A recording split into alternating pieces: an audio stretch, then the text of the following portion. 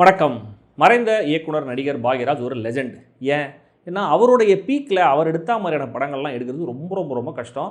இப்போ அப்படி சில இயக்குனர்கள் ட்ரை பண்ணிகிட்டு இருக்காங்க. ஆனால் அது கைப்பக்குவம் மாதிரி தான். அதே ரெசிபியை அப்படியே எடுத்து வச்சு சமைச்சாலுமே கூட அதே டேஸ்ட் வராது.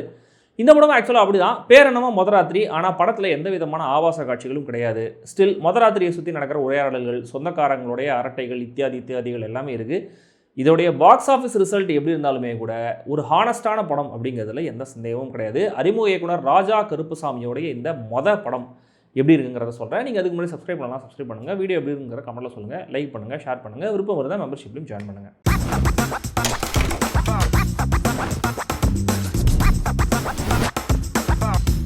மொதராத்திரி மருதநாயகம் முத்துசெல்வி ரெண்டு பேருக்கும் பெரியவங்களா பார்த்து பேசி கல்யாணம் நிச்சயம் பண்ணியிருக்காங்க. கல்யாணத்தன்னைக்கு தான் மருதநாயகம் துபாயிலேருந்து வராரு. இதில் ட்விஸ்ட் என்னன்னா, பொண்ணு பையன் ரெண்டு பேருக்குமே இந்த கல்யாணத்தில் இஷ்டம் இல்லை. ரெண்டு குடும்பத்துக்குமே இது தெரிஞ்சும் ஃபோர்ஸ் பண்ணி தான் மனமேடையில் உட்கார வைக்கிறாங்க. இவங்க ரெண்டு பேருக்கும் அப்படி என்னதான் பிரச்சனை இருக்குது? ஏன் இவங்க ரெண்டு பேரும் கல்யாணம் வேணான்னு சொல்கிறாங்க? இவங்க கல்யாணம் எப்படி நடக்குது? மொதராத்திரிக்கு முன்னாடி அந்த கல்யாண வீட்டில் எந்த மாதிரியான கலாட்டாக்கள் எல்லாம் நடக்குது? இதெல்லாம் தான் இந்த படம்.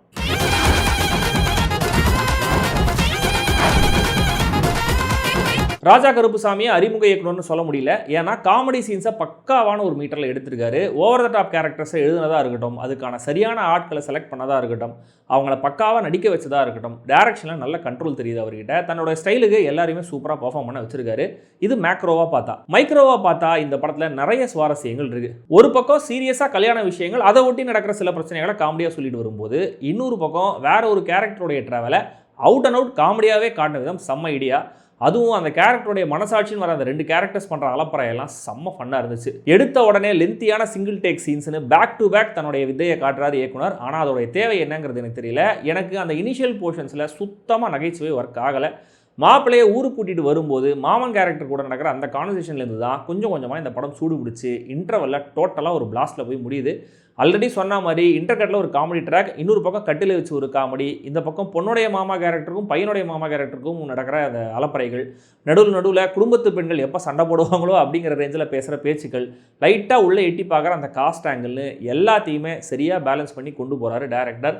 ஃப்ரீக்வெண்ட்டாக சிரிப்பு, ஒரு க்யூரியாசிட்டி, லைட்டாக எமோஷன் அப்படின்னு எல்லாமே இருக்குது. முக்கியமாக ஹியூமரும் சரி, அதுக்கான சூழல்களும் சரி ரொம்ப ரொம்ப ஃப்ரெஷ்ஷாக இருக்குது. பட் செகண்ட் ஹாஃபில் ஹியூமர் கோஷன்ட்டை கொஞ்சம் கம்மி பண்ணிவிட்டு இன்னும் சீரியஸான எமோஷனலான மூடுக்கு படம் மாறுது.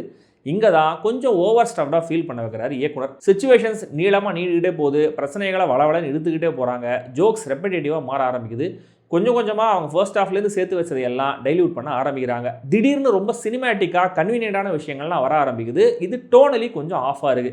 பட் இந்த ரெண்டாவது பாதியிலையுமே கூட மைக் செட் போட வந்த கேரக்டருக்கும் அப்பா கேரக்டரும் நடக்கிற அந்த கான்வர்சேஷன்ஸ், கோயில் பூசாரி பேசுகிற விஷயங்கள், முத்துசெல்வி கேரக்டருக்கு கிடைக்கிற எதிர்பாராத அதிர்ச்சி, ரெண்டு குடும்பங்களும் சண்டை போடுற விதம், மருதநாயகம் கேரக்டர் தர சப்போர்ட், முத்துசெல்வியோட அவுட் பர்ஸ்ட், பெண்களுடைய படிப்பு ஆம்பிஷனை பற்றி பேசுகிற ஒரு சின்ன சீன், இப்படி ரொம்ப லூஸில் விடாமல் அங்கங்கே பிடிச்சி வச்சுக்கிறாரு டேரக்டர். அண்ட் ஹியூமரும் அங்கங்கே இருக்குது. எண்டிங் ப்ரிடிக்டபிளாக இருந்தாலும் அதுக்கு முன்னாடி ஒரு சின்ன ரிவீல் டோட்டலாக அன்எக்ஸ்பெக்டட். கொஞ்சம் சோக ஃப்ளாஷ்பேக்லாம் போவாங்கன்னு நினச்சேன், நல்ல வேலை பண்ணல. மெசேஜஸ்லாம் படத்தில் இருந்தாலுமே கூட அது மெசேஜாக தெரியாமல் சொன்னது நல்லா இருந்தது. ரிஷிகாந்த், அனிஷா ரெண்டு பேருமே கேரக்டர்ஸோட எமோஷன்ஸை ஓன் பண்ணி நடிச்சிருக்காங்க. மருதநாயகம், முத்துசெல்விங்கிற ரெண்டு கேரக்டர்ஸாக தான் ரெண்டு பேருமே தெரியுறாங்க. ரொம்ப நல்ல பர்ஃபார்மன்ஸஸ். பெரிய சப்போர்ட்டிங் காஸ்ட் இருக்குது. அம்மாக்களாக வர சங்கீதா, ஷெல்லி என் குமார், தங்கச்சிகளாக வர சுமித்ரா தேவி, வர்ஷினி, மைக் செட் படம் வந்த டிகே கார்த்திக், மனசாட்சி உள்ள ஃப்ரெண்ட்ஸாக வர வேலன், கௌஷிக், டேரக்டரே ஒரு ரோலில் நடிச்சிருக்காரு. தென் அப்பா கேரக்டரில் ஏ வெங்கடேஷன், எல்லாருமே நல்ல காஸ்டிங், நல்ல பர்ஃபார்மன்ஸ். ஸ்பெஷல் மென்ஷன் டு மாமாக்கள் பக்ஸன் அப்துல்லி. சைக்கோத்தனமான கேரக்டரை பக்ஸ் செம்மையாக பண்ணியிருக்காரு. அப்துல்லி மட்டுமே அந்த ஊர் ஸ்லாங்கை எக்ஸலண்ட்டாக பிக்கப் பண்ணாமல் இருந்தது. ஒரு நல்ல சேஞ்ச் ஒரு ஆக்சுவலாக இருக்குது. சேத்தன் இது வரைக்கும் அவர் பண்ணதில் ஒரு புது டைப் கேரக்டர் அண்ட் எப்பயும் போல் அவர் செம்மையாகவே பண்ணியிருக்காரு. கல்யாண வீடு மாதிரி படம் முழுக்க தவில், மிருதகம், நாதஸ்வரம்னு கச்சேரி நடத்தியிருக்காரு இசையமைப்பாளர் பரத் சங்கர். கொஞ்சம் அதை கண்ட்ரோலில் வச்சுருந்துருக்கலாம். ரொம்ப ஜாஸ்தியாக இருக்குது, சில இடங்கள் ரொம்ப டூ மச்சாக இருந்துச்சு. ஆனால் எமோஷனல் காட்சிகளுக்கான பிஜிஎம் நல்லா இருந்தது. பாடல்கள் எனக்கு மனசில் நிற்கல, ஆனால் சிச்சுவேஷன்ஸுக்கு பார்க்கும்போது ஆப்டாக தான் இருந்தது. Cinematographer Surendhan Paranjothi single tackle எடுத்த லென்த்தி ஷார்ட்ஸ், சின்ன சின்ன ஸ்பேசஸில் ட்ராவல் பண்ணுறது, கேண்டிடாக எல்லாத்தையும் கேப்சர் பண்ணதுன்னு சிறப்பான வகை கொடுத்துருக்காரு. ப்ரொடக்ஷன் டிசைன், சவுண்ட் டிசைன் எல்லாமே நல்லா இருந்தது. ரொம்ப மினிமலிஸ்டிக்காக தான் தெரியும், ஆனால் ரொம்ப நல்லா இருந்தது. எடிட்டர் அசோக் அர்ஜுனன் நல்ல வகை தந்திருந்தாலுமே கூட கண்டிப்பாக சாலிடாக ஒரு 15-20 நிமிஷங்களை டேரக்டர் கிட்ட சொல்லி வெட்டியிருக்கலாம்.